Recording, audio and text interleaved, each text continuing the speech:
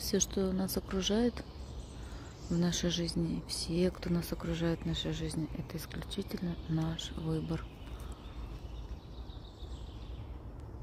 Мы сами делаем выбор, мы сами являемся кузнецами, творцами, архитекторами, строителями, проекторами нашей жизни собственной.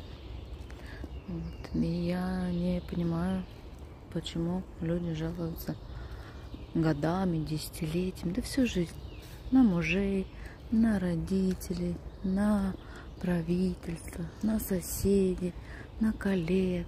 Можно бесконечно перечислять. И ничего не делают, чтобы изменить свою жизнь.